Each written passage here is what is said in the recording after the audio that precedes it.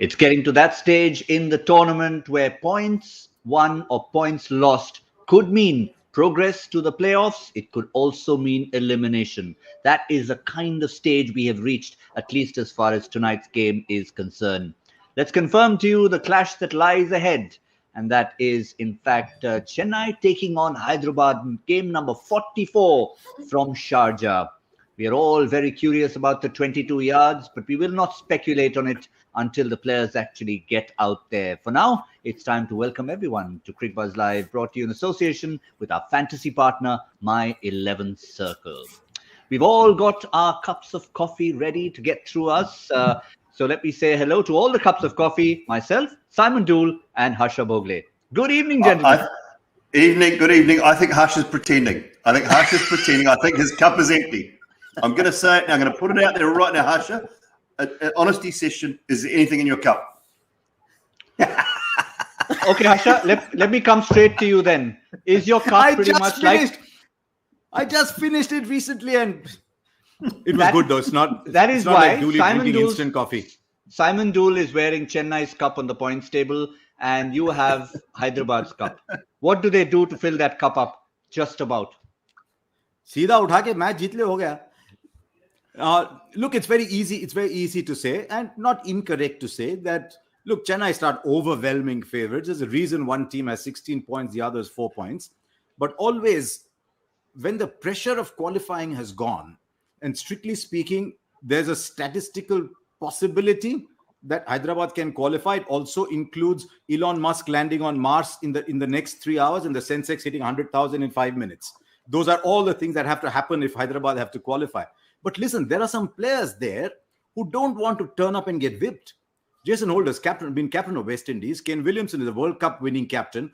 Bhuvneshwar Kumar has known what it is to win a tournament. Rashid Khan is the world's premier T20 bowler. Those guys are not sitting up there saying, okay, Chennai, come. Sorry, we are from same stable. Owners are neighbors. Sir, you please come. They're not. They're going to play hard. And I think what I would like to see is, with that pressure of qualifying gone, whatever, they'll say, right, let's just go and play spoilers. Let's show how good we can be. And they might just create an upset. And they did that in the last game. They won a game. So you never know. Well, I can tell you what, Simon, Elon Musk has done strange things. Our stock market has reached 60,000 when people didn't really expect it to. So I wouldn't write Hyderabad off completely. I've been the one who's been pulling out the calculators and saying, what can they do? As long as they're mathematically in, they should keep playing as if they are. Yeah, I mean, they need to play with freedom. The reason they've changed their side around in the last game was to give the young guys a bit of a go, maybe looking forward to next year, saying, do we think, will you be good enough to play for us next year? You've got an opportunity to play 3, maybe 4 games and prove to us that we need to buy you back in the auction next year. We can build the team around certain players. So there's a lot to play for these guys, even though statistically, mathematically, it is incredibly difficult for them to make it through. That sometimes is the easiest time to play. When people underrate you, when you're underestimated, when nobody expects you to win or to actually go anywhere in the tournament. So sometimes that frees you up. It's the really good quality players that are able to play well under pressure. And at the moment, they haven't been able to do that. So maybe this might be their opportunity. As Harsha said, I think Chennai do start overwhelming favourites, and the scoreboard, the leaderboard tells you exactly the reason why. Not often do we see 16 playing 4 at any stage of this tournament. It's been very competitive, and this is very rare. One quick look at the points table again, so we can just tell you what the scenario is roughly in a nutshell. Couple of victories for Rajasthan, that's bye-bye Hyderabad. 1 victory each for Kolkata or Mumbai, that's bye-bye Hyderabad. And of course, they need to win all their games and have a superior net run rate to be able to make sure that they get to those 12 points in their last 4 games. So work cut out for them. But nonetheless, when you're absolutely at the bottom, the only way is up. And we hope, at least as Simon said, they can play with freedom. There's one other thing, Gautam. There's one other thing. They've come off a win, finally. Now, today is supposed to just get their act right. Jason Roy goes and smashes 70. Rashid picks up 3 wickets. They upset Chennai. They now have to play Kolkata and Mumbai. And Kolkata and Mumbai cannot afford to drop a game. So suddenly they might go into that game full of confidence and just change the dynamics in mid-table without actually participating in it. So that's the reason I'm looking at this game, to see if Hyderabad just turn up and say, we got no chance, Or do they turn up and say, right, we'll now be the team that nobody wants to play?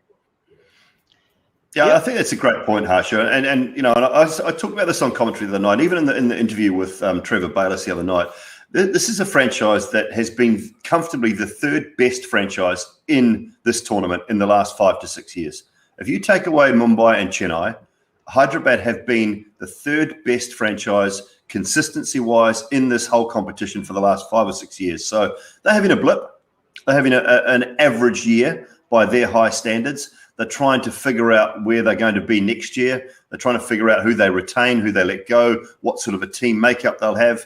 And so there's a lot to play for. There is a huge amount to play for. And for someone like Jason Roy, who's been continually left out and hugely talked about as far as English cricket is concerned, but not really from an IPL point of view or from this tournament point of view. So to me, they have a huge amount to play for, and they are still a very proud franchise.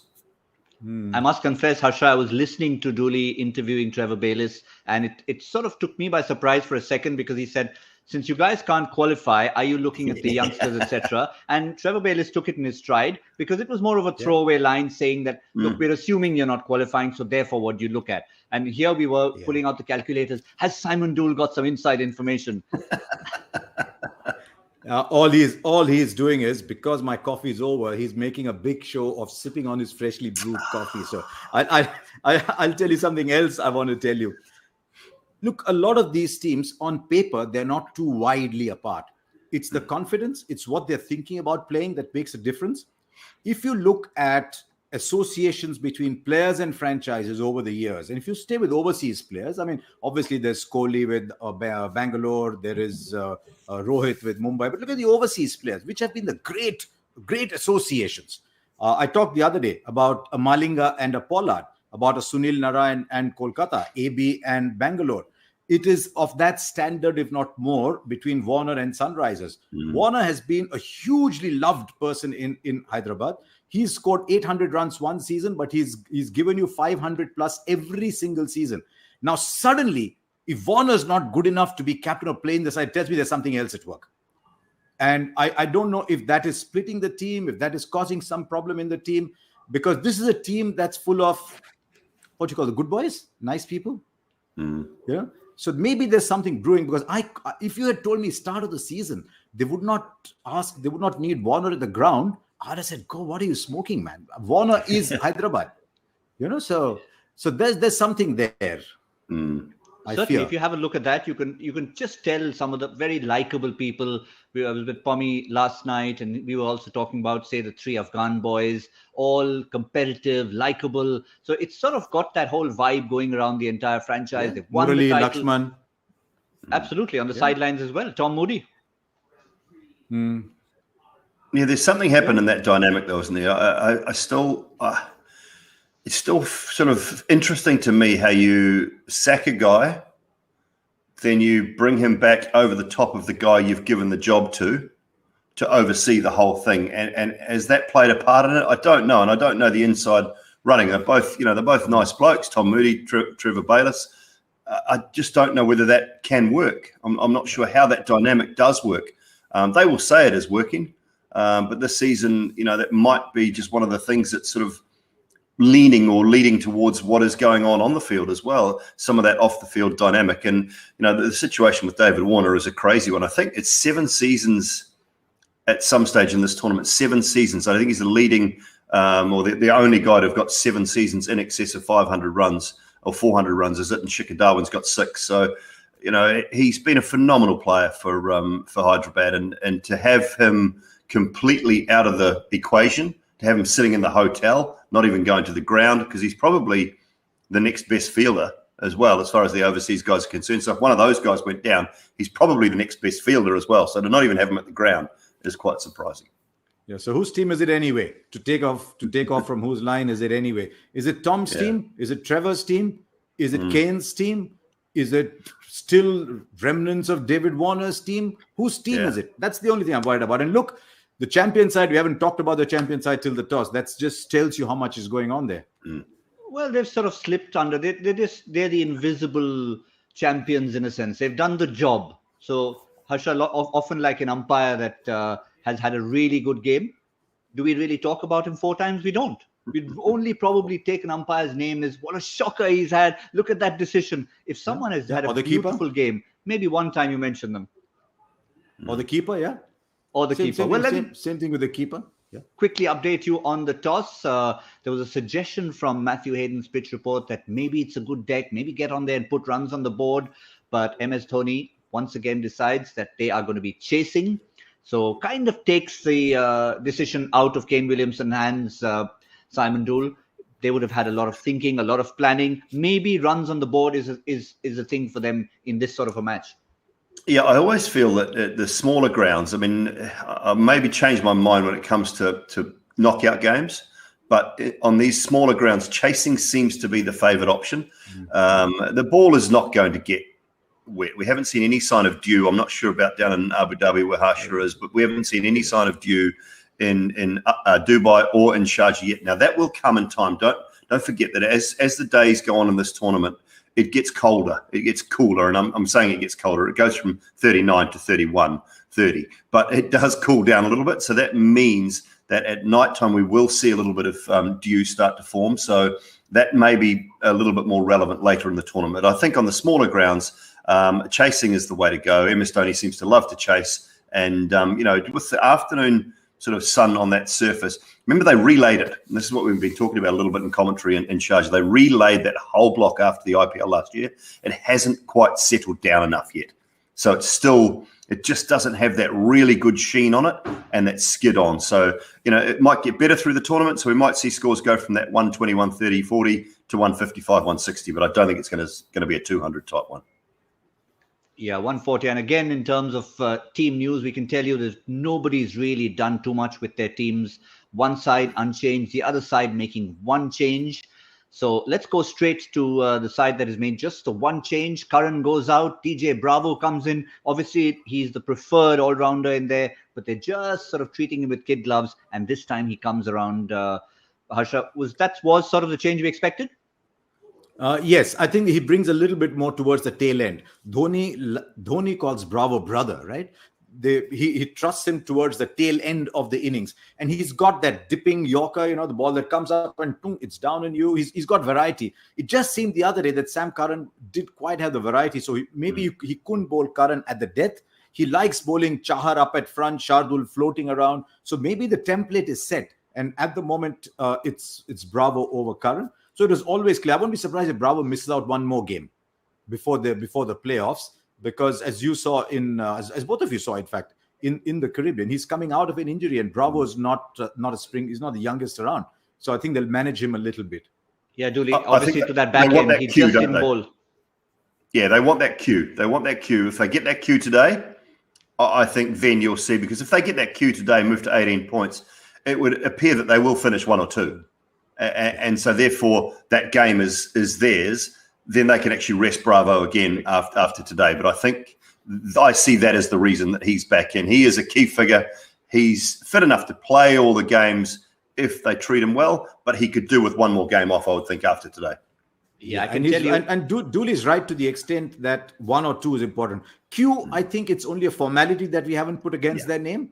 But exactly. I think, Harsha, you just took the words out of my mouth. Q1 or Q2, if there was such a thing, is what matters in this format. Just to remind all of you, in case you might be a newcomer to this particular format, 1 plays 2, winner goes straight to the final, loser awaits the winner of 3rd and 4th, and hence has a second shot at the final. So just that comfort level of finishing Q1 or Q2. Harsha's dead right. A Q probably was with Delhi and Chennai a while ago, but you won't put it until everything mathematically is sorted and where they're going to finish. In terms of the Hyderabad side, they are unchanged.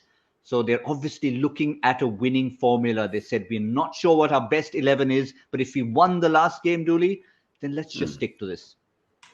Yeah, and the thing with Hyderabad, I mean, when we look at, we've talked enough about David Warner, I think, but what won them games? What was the key to all of their success in the years prior? And it's all been around their bowling, and it's all been around their Indian bowling and Rashid. And that's been the key to their success. And that just hasn't quite been at its best. Wickets up front have eluded them. throughout this tournament, probably throughout the start of this the last year and a half, 2 years. They've eluded them up front, and that's been a big issue for them. They're not taking wickets in the power play, and that Indian bowling contingent that was so powerful and so miserly is just, I don't know whether they're coming to the end of it or whether they've just sort of been found out a little bit, whether they've slowed down a touch, whether they're just not quite as good. And that has also, along with David Warner's runs and the little bit of fraction in the camp, that has been one of their biggest issues, I think, is that Indian bowling just hasn't been as good as it was, and when it was just winning them games time and time again. Yeah, it's a very valid point, because I think Sandeep Sharma has just turned the corner. Siddharth Kaul, I think, has turned the corner. I know he had a good game the other day, but I think he's turned the corner. Khalil hasn't risen to where we thought he would. Natarajan is missing. And Basil Thampi doesn't get a game, so we don't really know. So Dhoni's right about the bowling. The bowling hasn't quite become what it could have. And Bhuvi over the last couple of years has not always been 100%. So he's not been the bowler he was. That puts added pressure on the batting. And 4, 5, 6 has been in a big state of flux. I'd actually like to see Holder come up today. I don't know what that means to a Samad or to an Abhishek Sharma. But Holder just brings that sense of calm. He's a proper batsman and can hit the big ones. Yeah, I fully agree. It's something he likes to do closer home in the Caribbean. Is he in your team? Like him and Pollard. Yeah, he's always in my team. Jason Holder is always in my team. We just talked, Harsha, yesterday about the paucity of proper all-rounders in this tournament. And by all-rounders, we were defining them as bat in the top 5 and give you 4 overs. We only really found 2 names, Glenn Maxwell, Jason Holder. Yeah, and even Maxwell doesn't give you 4 every time. So if you extend that definition to 6, then you could have maybe an Andre Russell in, then maybe you could have a Hardik Pandya who's in form. But the worrying thing from India's point of view, as you look ahead to the T20 World Cup as well, is if you make that list of people in the top 6, 7 who are giving you 4 overs every game, there's only 2 Indians there. Only 2. And that's Hardik Pandya when he is bowling and Jadeja. All the others are overseas players. And that's why the huge price tags for the Morrises, the Russells, the others are Holder hoping to get a bigger price tag next year. So, yeah. Well, now that you know the teams, it's just one change. There's not too much to do. If you had watched our preview yesterday, you would have been wondering, scurrying, picking up Imran Tahir, picking up Mujibur Rahman, thinking of Mohammad Nabi. Ignore all that. We were just speculating. We were wondering if it's going to turn like crazy. They might just have those thoughts in mind. Forget all that. It's only DJ Bravo in for Sam Curran, which means when you get to your My 11 Circle teams, you don't have too much hard work to do. Some of you like to make your teams in advance. Some of you are newcomers. So download the app, get your 11 together, pick a skipper, and there's something waiting at the end of the tunnel. No, it's not a light. It's more than that. It's a possible 5 crore first prize, 1 crore first prize. And that is what you have waiting for you. So that's a lot to look forward to. The light at the end of the tunnel. I always remember, Sidhu, when you say light. The onrushing train. There's light at the end of the tunnel, but it's a train that's going to run you over. But Sidhu, of course, is playing on a different pitch at the moment. So it's a pitch we don't understand. We wouldn't even get there right now. Quick on people who want to make their teams. Look what Williamson has said and look what Dhoni has said, apart from what Haydos said at the pitch report. Dhoni says may not be as slow as the other wickets today.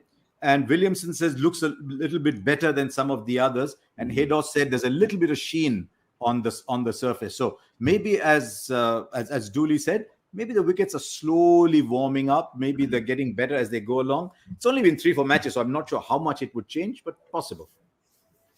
Well, let's give you our little tips as we like to do right here on the show. My 11 Spur Circle Smart Picks. And we were sort of starting to get there in our conversation. And I'm glad Simon Doull brought that up because it will perfectly get into that with the first of our 3 smart picks, which is Bhuvaneshwar Kumar. Again, at the start of the tournament, we were wondering what the deal is with the injuries. How fit is he? But just once you get to a fit Bhuvaneshwar Kumar, you know, picking wickets up front and at the tail as well. Yeah, and his form at Sharjah is very good, and possibly because of the slightly slow nature of the surface. So his economy rate is brilliant there. His strike rate is very good as well. So he needs to be bowling wicket to wicket. And when he's just getting an element of shape, just a little bit of movement, he becomes very, very dangerous. So maybe today's the day he can bounce back to a little bit of form. And Hyderabad certainly need that from him. And with Bhuvi, Gautam, you're now starting to look beyond Hyderabad. all the fans are looking at, we all have a favorite franchise, whatever. But now if Hyderabad's not going to make it, all the fans will start looking beyond 2-3 weeks from now and say, let's look at Bhuvi from that point of view. Are we starting to see the best of Bhuvi? Because that'll have a big part when the T20 World Cup starts. So everyone's looking at Bhuvaneshwar from that point of view now. Yeah, I think we've talked about a few players like that. Remember, at the very start of this tournament, we started making our PTP 11. So there are two sets of people we are looking at. One is those who haven't made it and therefore are trying to make a push for it. The others who have made it and therefore we're keeping an eye on just how they're doing and whether everything's okay with them injury-wise, form-wise. I didn't know that they can still change the team. We talked about that yesterday. I had no idea. I had no idea they could still change the team up until the 15th. 10th of October. 15th, is it? Sorry. Okay. Yeah. 10th or 15th or thereabouts. Yeah. We had a long discussion yesterday about whether an R in a certain name can change to an L and you'll have a totally different player going. Well, how's that discussion going to go, though? How's that discussion going to go? When you just, you've sort of geared yourself up to play in a T20 World Cup. Gautam, you're doing the show tomorrow, mate. And then like 5 minutes before the show, look, I'm sorry, Gautam, we're just going to replace you. You just, honestly, you're out of there, mate. And we're just going to bring someone else in.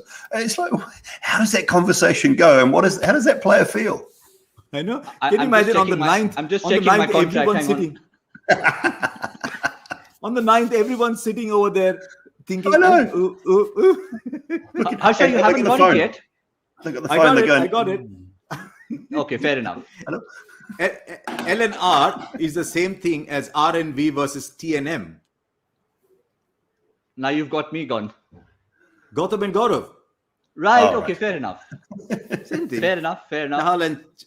But it could be R for R as well. Don't forget. Because India have got only 3 quicks and 5 spinners, it could be the same name, but a different person, a different cousin. Yes, there is a point there as well. But at the moment, we were just literally talking about changing one letter because of the way L performed last night. But we're not going to talk about that for now. Let's focus on the 2 teams who are going to be on the park very shortly. First of our My 11 Circle Smart Picks was Bhuvaneshwar Kumar. The second, Harsha, is also from the Orange Army, and it's KW, the captain. What a time for him to lead the way, not only as captain, but with some runs down there as well. Okay, let's play a simple game of numbers and perception. Okay, numbers and perception. We've got a perception of Kane Williamson, and we've got some numbers. Now let's put that graphic up again and pretend that you can't see the left side of the graphic, and you only see the right. Okay, and you say 9 innings, average 46, strike rate 144. How many of you are saying that's Kane Williamson? Because we've got this perception that Kane Williamson is not this wow T20 player, that Kane Williamson is a certain kind of player. He'll get by in 50 overs cricket. He's a proper test match batsman. Those numbers are as good as any that you want. I mean, normally if you want a bigger strike rate, but that's okay. When you've got 145 strike rate, you're averaging 45, you were saying, I'm holding on to him, not letting him go. He's not going anywhere. Yeah, that 180, anything above that 180 Basra that we've talked about, the batting average strike rate, you add them together, anything above 180 is phenomenal. I mean, it's exceptional. So, and that's against Chennai. So I would say that those are his best stats against any team. I'm only guessing. I'm going to get a message come through my phone very shortly from Deepu and tell me that I'm wrong. But I would say against any team, they would be his best stats of all. Against all the other teams in the competition. But and part of that also, I think, is because Kane Williamson plays spin so well. And this Chennai side have generally had quite a spin-heavy franchise. So because he plays spin so well, I think that's part of the reason. I'd like to see his dot ball percent, actually. I think Dooley's right. He probably is not playing too many dot balls. I've not looked at the numbers, but he's probably just rotating all the time. And so his innings is never really stopping. So anyway, I don't know. It's just a hypothesis as we go along. But the other thing, just to finish off, Harsha, on Kane Williamson, we saw his first innings in this year's tournament, or the second half of the tournament, where he was very scratchy. He didn't quite look the Kane Williamson, feeling the burden of what's happening at the other end. Because obviously, with Warner not performing, and now Warner's not playing, they didn't really have that backup. So they didn't really have anybody in for them. If he has that assurance, maybe we'll see that Basra living up to Kane Williamson standards. Yeah, could be. Could be. All I'm saying is that sometimes we go with perceptions about who a player is and who a player isn't, and the numbers make you say, "Oh, okay." You looked at those numbers for anybody else, you'd have said, "Oh, wow." You'd have said, "Oh, Jason Roy, okay, Besto, okay, Warner, okay, K. Rahul, okay." So, oh, Williamson. Yes, absolutely. Couldn't agree more. I mean, no matter how good a player is in the test format, somehow it's that as you said, the perception. The final of our 3 mile 11 circle smart picks comes from the opposition, and this time I mean, we've talked so much about him.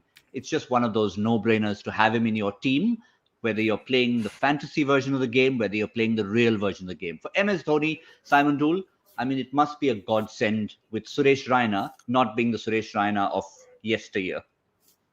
Yeah, fourth in the orange cap race at the moment, the Ruturaj Gaikwad. He's just such a quality player, and we're seeing this emergence of these young openers, whether they be right or most of them actually left-handed Southern boys and newcomers to this tournament. It's special. He's such a good player to watch. Plays spin very well, uses his feet well. I'm just enjoying him. I think we've talked about him in the past. If he continues down this path, he is a future Indian opener and possibly a future Indian star without putting too much pressure on the young man. I think he's in the shortlist very small shortlist for the best innings of stage 2 of this tournament, taking Chennai from 25 for 5 effectively, 24 for 5, absolutely, to winning the game. Oh, that was crazy. I mean, we seem to have forgotten that particular game, but it was one of those we're thinking, is this Chennai? What's happened to them? And he was just one man, nonchalant the other, and almost as if nothing had happened. But we've had so much feedback from all of you, not just all of you playing the game, but getting back to us, answering questions. But we've also liked to get your feedback on our Ask Cricbuzz Live section.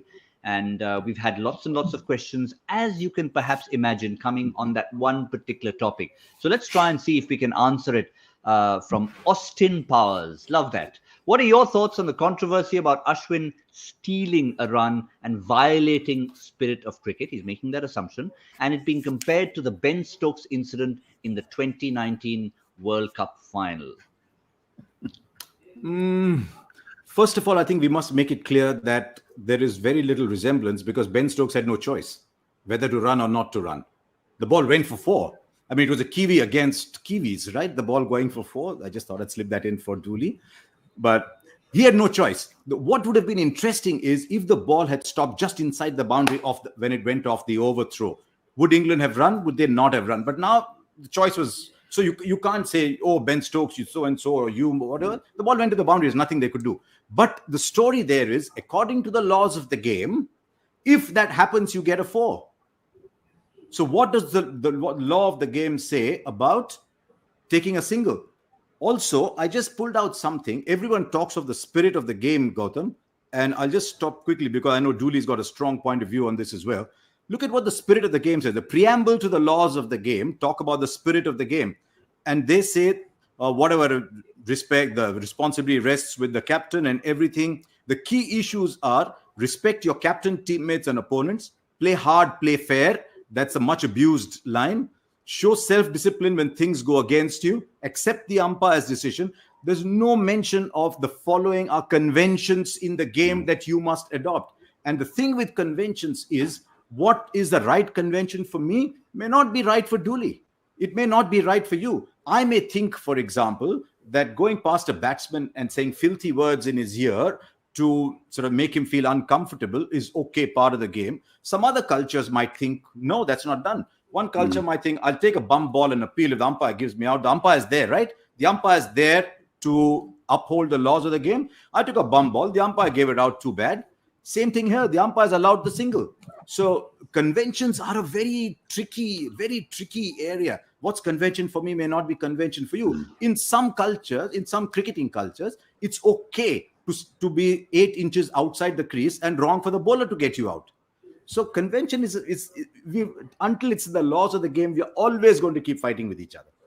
Yeah, I think that's been talked about a lot in terms of the runouts. I'll throw one more fact in about walking. Someone who's hit the cover out of the ball, he's in his full right to stay And yet there is somebody else who might decide that, fine, I think I nicked it. I'm going to tell the umpire I nicked it. And before he can put his finger up, I'll walk. It doesn't mean look at that football. everybody else has to follow him. Doesn't mean he's right and everyone else is wrong. When look at football, people don't want to score goals anymore. They just want to dive in the circle and claim a penalty. Anyway. Dooley. Okay, first and foremost, anyone that's comparing it to Ben Stokes' incident is just barking up the wrong tree. It is nothing like the Ben Stokes incident, as Harsha said. Just take that completely out of it. Off the table. Don't even try. Don't even compare it. It's just stupid if you're doing that. I watched the footage. I was there during the time. I was calling the incident. Yeah. I don't believe for 1 second that Ashwin knew the ball had hit Rishabh Pant's glove. Not for 1 second, hit his arm, anything. I watched it time and time again. He's turning as the throw goes. The ball does not deviate in any other direction. It actually carries on its path in the same direction. So Ashwin doesn't know that it's hit Rishabh Pant's glove. And so he calls through for the extra run. He's well within his right to do that. My point, this is all on Rishabh Pant. He's the skipper. He knows it's hit his hand. He then needs to go to Morgan, to the umpire, and say, listen, I just want to take that run back.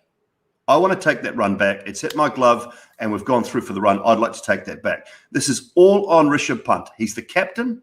He knows what he should have done, and he didn't do it at the time. This is nothing on Ashwin, and anyone that's blaming him or barking up the wrong tree again. He's an easy target because of the run out at the bowler's end situation. He has become such an easy target for the spirit of the game. They had no right to have a go at him at all, and it would have been totally turned around. And I like Owen Morgan, I like Ash, I like Tim Southey. They're all good blokes. So there's nothing against any of these guys in particular. This is all about what happened on the park.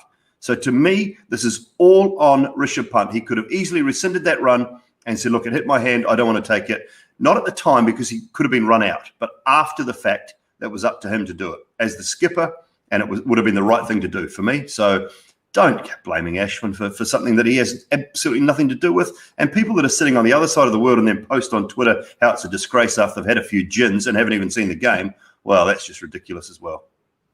And I'll tell you one other thing, Gautam. You saw in the Mumbai game where the ball hits the fielder, hits the non-striker, and Krunal breaks the stumps. And his first reaction is, yeah, and he appeals. Yeah. And immediately thereafter, he says, oh, no, because it's hit the batsman. They take the appeal back. Krunal and Rohit take the appeal back.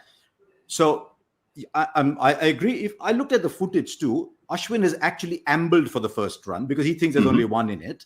Then he turns, and then he starts to go quickly because he's seen the ball is not where he thinks it should be. Yes. So he's gone for the second run. And the onus of the game is on obeying the spirit of the game or whatever is with the captain. So I agree with Dooley, it should be Rishabh Pant. But I'd love Dooley's thoughts on what is acceptable convention and what is not. Because this is going to open up so many things. Yeah. There's a school of thought, Dooley, that says if it's in the laws of the game, it's in the spirit of the game. I don't know if I want to go that far. But how do you know what is in the spirit of the game and what isn't? I know, and the spirit of the game differs at different stages of the game too, and that's always going to be a captain's or a player's own perception and how they view themselves. I think it is going to be the big thing, isn't it? It's always going to be up for debate. If it's not in the laws, then it is conjecture, and you are going to get conjecture around it because one person will see the spirit of the game completely differently to another person, how another person sees the spirit of the game. And I'm like you. I mean, I'm guilty of it myself. If you were going to get fined or not play every time you swore at someone on the field, I mean, I would never have played with any of the guys I played with. None of the Australian team in the 90s would have ever got a game. Half the England team I played against wouldn't have got a game.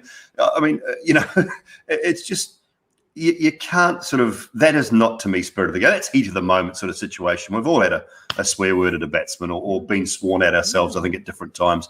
That sort of thing afterwards I didn't like. And we don't know what was said. Obviously, Ashwin took offence to what was said at that stage. But I think, I'm with you a little bit there, Arsha. Everybody will just have a different sort of feel of it unless it is actually written in law. Spirit of cricket is, I mean, it's ho-hum. It is absolutely ho-hum to me because there's nothing black and white about it. Well, I'll tell you could have the same person, Gautam. Sorry. quick one. You could have the same person who says, I know the batsman's not nicked it, but I'm going up in appeal. It's the umpire's job. And the very same person will ask the fielder, did you take it clean? Okay, I'll take your word. And I'm off. Yeah. Right? And you could have both residing in the same person. And as Dooley said, it depends on what state of the game. I didn't play anywhere near that level, but I know when I was playing, I was in with a chance of making the whole college's side from the whole city. I'd had a few good games, and I'm thinking I do well in this game. I'm in the entire college's 11th side. That day, I get a nick. I've grown up with my dad saying, you must walk, you must walk, you must walk. And I don't. And I'm beside myself, but I haven't walked. Huh? And then I'm trying to play weird shots, all kinds of things happening in my mind. But as Dooley says, if it had been start of the season, I might have walked. Yeah. So it's one of those that no matter what, no matter which side you're on, it does generate some passionate discussions. And we were going to give you Ashwin's side of it. And we will do that perhaps on our next show, given the fact that the players are all set to come on the field. It's a lengthy tweet, which we were going to pick little bits out of. We still do that. We've got it all, because it was a very measured response from Ashwin. Obviously thought about it, something that once you're not in the heat of the moment, you can talk about. And it was a very fair response. He was not just saying, I shouldn't have done it. He was putting all the facts on the table. And we will talk about that in the mid-innings show very briefly. For now, we've just got a little bit more business before the first ball is bowled. One of them, of course, is our Joy Factor question for today. You love trivia, all of you. And hashtag Cricbuzz Live, get your answers back for this question. It's too simple. Before Ravi Shastri, who was the last Indian to coach a national team to a 50-over World Cup semi-final. I think Joy is being generous. I think Joy is suddenly feeling very sort of fatherly, and he's saying, "Okay, let me hand out some." He was generous yesterday as well with the landscape. I know, question. I saw that. So I think we'll have to have a word with him. He started out get him with a some good strong real coffee. Toughies. Yeah, he started out with some toughies. We're going to get him back onto not. Who was that? John Patris. Who was that? John Patris. Somebody was non-striker and so for the sixes. Nottinghamshire second 11 at the non-strikers end. So we've got to get you from cricket toughie to cricket nuffy. That's our favorite word of the season right now. So Nuffy has been answering some of the questions. We want everyone to participate. Cricbuzz Plus, of course, is where you think you're a toughie and a nuffy, you're a fan, you love it, you want to join, you want to get part of much more that we have to offer. It's all there on Cricbuzz Plus. Come and subscribe and join all of us. Just about time as the countdown has begun to get in our numbers. We are absolutely shooting in the dark, I can promise you. We have no idea how the surface will play, Harsha, but yet we've got to give it our best. 20 over score for Hyderabad, desperate for a win. 163. 163. I somehow feel that they're not quite going to get there. They'll go back to being the side who used to defend. You know, as I started to say 160, I saw Dooley, who's been to the ground in charge. I saw his expression change. I thought, I've been to the ground, so Gautam, you go next. So yeah, I'm going to go 139. You've left me too much room. You've left me too much room. So 150, smack down the middle, 150, done. Lovely. 139, 150, and Harsha, what was yours? 163. 163. There we go. Well, I just thought the hardware shop outside must do some business. They must get a few balls. They have forgotten. They shut down. The hardware shop is shut down. They were doing a business in cricket balls. They were doing a business in cricket balls last season, and they've almost shut down. But Harsha, with your Hyderabad connections, everyone will be saying "Aapke muh mein ghee shakkar," and they'll be hoping that they can get 163 and defend it. The two Bengalis are out there, Roy Mia and Sahamia. And we'll be hoping for lots to come from there. Thank you, gentlemen. We'll keep this scintillating discussion going in our mid-show as well, and a little bit also on Cricbuzz Combo. Oh dear, sorry to interrupt you again, but the first ball on the Cricbuzz commentary said lack of bounce. You can't change now, Harsha. Too late. Time to wrap up the show before Harsha changes his mind. Thank you, Harsha. Thank you, Dooley. We'll see you all again. This is Cricbuzz Live. Lots of fun brought to you in association with our fantasy partner, My 11 Circle.